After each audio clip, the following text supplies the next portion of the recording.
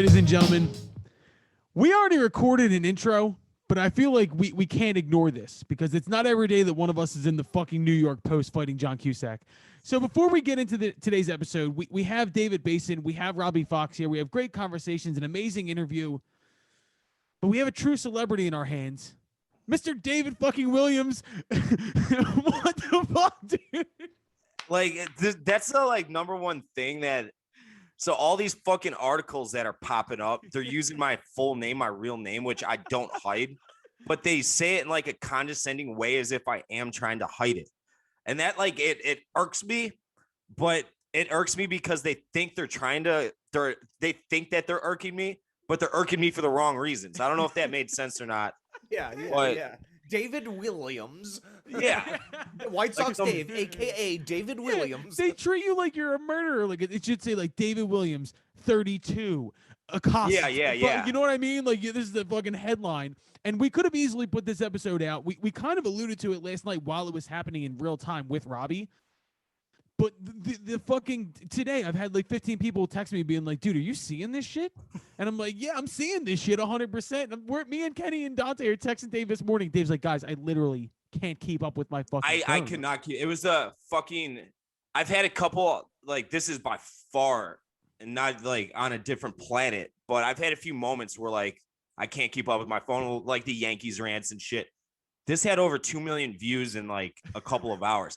And the thing is, I had no idea that it was going viral in real time because I was so zeroed in on the game and doing White Sox shit. It wasn't. I got to the bar. The game lasted forever. It lasted until we probably got to the bar around midnight. I left the bar at 1:30. Came home and I was so fucking beat. I just passed out. But I pounded a fuck ton of edibles, and I woke up still high. And I was looking at my phone what the fuck is going on here? Cusack's coming at me still. I mean, I was antagonizing him a little bit when I got home and shit. But this goes back a long time. I started this ban list, and I'll just give the TLDR on it. It was a way because the White Sox they rebuilt, so they were losing on purpose more or less for the last 5 years, and finally they're good again.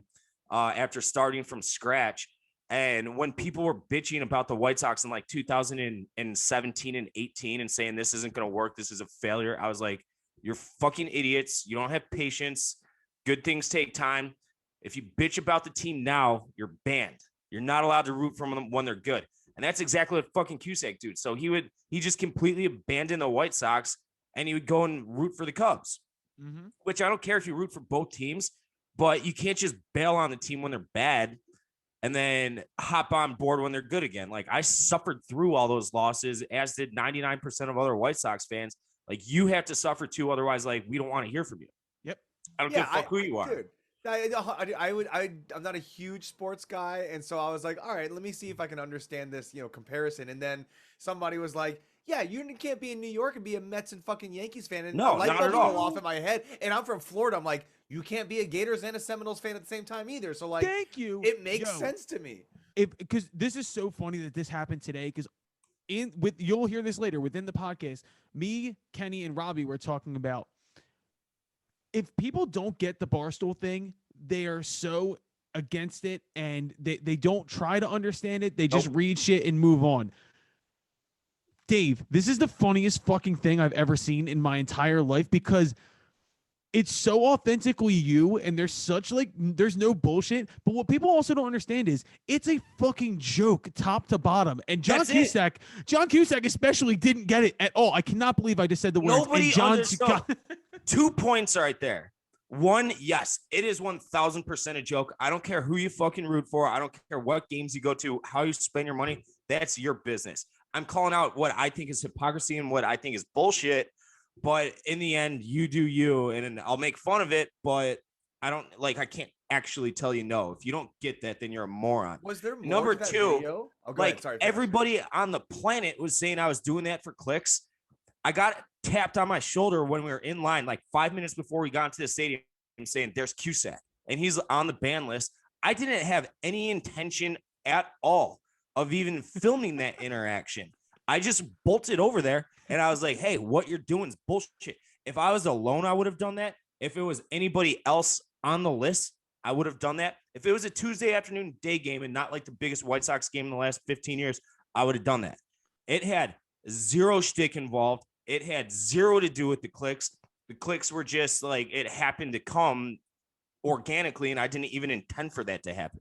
Dude, you called White Sox fucking Dave. Right? This isn't like you're like, I don't like the way you talk about this fucking charity. You're like, dude, it's fucking White Sox. Like, what do you mean fucking that's all I give a shit about. That's like all I give a shit about. Dude, and I gotta say, like, everything I've been seeing online is like, who won? And I figured it out. Dave won because the moment Cusack fucking cared at all, he lost.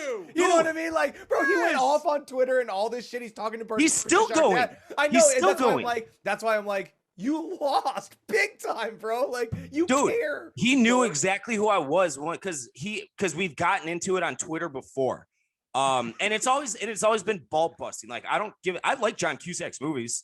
Hot Tub Time Machine's a masterpiece. Great film. If you haven't seen it, it's fucking hilarious. I mean, he's not necessarily hilarious in it, but he's not really intended to be. No. But I don't have any problem with John Cusack at all on any level. I think this is kind of a fucking corny way to, celebrate fandom. At the same time, I'm not thinking about it constantly. But what I intended when I walked up to him is I'm like, hey, I'm the guy who has the ban list. Like, you're banned. You can't be here right now.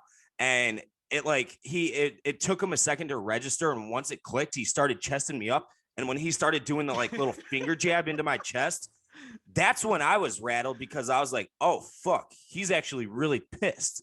And then he started asking me the trivia questions about the most random motherfuckers alive. Like you could ask anybody at Barcelona. You could ask Carabas, like who's the third baseman on the 1982, right? Like he's not gonna know at the top of his head. Nobody is. Nobody on the planet is. Unless you lived in the era, which I didn't. Fucking know.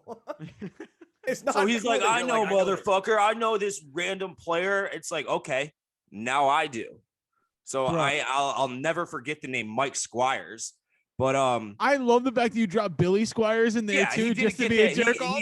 He had no fucking clue what I was talking about either. He's like, you fucking idiot. That's a singer, not a baseball player. I was like, you moron, just do not get it. Just on a fully existential level, all the in the Barstool lexicon, all the blue check marks who jumped in to try and make this something bigger than it was, fuck all the way off, dude. If they don't get the joke, because it's all one running joke. Exactly. I think the joke is Kenny's point. When you start to care and you take this shit seriously, you look like such a fucking dweeb. Such a dweeb, bro. Like the only thing he should have wrote on Twitter is LOL, and then he would have won. You know, it would have been like it would have been game over. Yeah, he didn't even write anything. But that's the other. Like when I went up to him, I was expecting to like bust his balls and kind of yuck it up with him and be like, hey, like congrats on finally making it back to the playoffs. Like, let's take a picture. Yeah. I had no intention of being like, and I don't think I got hostile with them, but like, I had no intention of it turning that way. That's why I came off. I was like rattled. One, because I was drunk. Two, because like it was the exact opposite reaction that I expected him to have. I thought he was just gonna bust balls back, but he gave the double finger. But he cares. Bro, what did he call you? Like a boy? I forget. He called it rude boy. Oh, a foul boy. Foul boy. Which is hilarious because that's exactly what Eddie calls me, which is the funny part. So this is all artwork. This is all one big song, man. This is fucking amazing. This is the best fucking thing that's ever happened. Yeah, yo, Kenny, congratulations, Dave. Congratulations, I'm proud of you, man. Real, I'm proud of you. Damn. Kenny, what's your oldest quote in the book? What's a thing you have? Any fucking press is good press, son. And that's what some people were like. Oh, he fucking went up and said something and grabbed a phone and now he's getting millions of clicks. And some of the other people responded, it's the fucking internet, bro. Like, are you like, welcome to the game, son. Not to mention the fact that now Cusack sitting on Twitter trying to make this a political thing somehow spun it into that. I don't know if anybody's been following along with the ramblings that have been going on. Dude, if you don't get Dave broken brain. Broken brain. You got him. You have put this man in a mental pretzel. That's when I checked out of the whole thing. I had to mute the conversation because I had like a bunch of fucking deranged libs and a bunch of deranged right-wing people arguing in my mentions. I'm like, all right, fun's over. Like, you took something so innocent like sports. Bro, bro. And then the Post, the New York Post. The New York Post. What world are we living? The best part about all this is that none of this mattered to Dave because he just wanted to go to the fucking game. That's it. That's the funniest part about it is I completely forgot the entire thing happened until like the 8th inning when our social media guy Danny's like, "Hey, this post is starting to really do numbers." I'm like, "Oh, whatever, I don't care."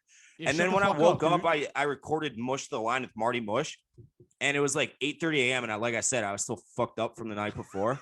And he's like, and he's asking me questions, and it got to a point where he's like, "Do you realize how big of a story this is?" I'm like, "Why is it a big story?" He's like, "Go look at who's talking about it right now. Like Patricia Arquette, who just won a fucking Best Actress award. Yeah. It was trending. It's still trending. Yeah, bro, you And- were the first thing on my fucking Twitter Yeah. trending. Dude, my like God. when you were taking a shit and scrolling through Twitter this morning, and you see my dumb ass with Yeah. John Cusack. Yep. Like, what'd you think? Bro. Like, oh fuck. What'd I you was think? laughing my fucking face off, and then I read through everything, and I'm like, Dave got him.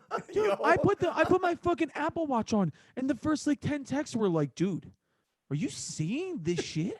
Like, what the fuck? How did this get like this?" I just think it's amazing because to cap this entire thing off, we can go into our normal episode now. This was supposed to be Dave's focus time. Focus. We told him, "Don't worry about being on the pod this week. Go handle your shit. This is a very important time for you with the White Sox." But I'm glad this happened for a specific reason because it's what I've said about Dave off camera. Dave doesn't know this shit. I say this to Kenny. I say it to anybody who asks me about Dave.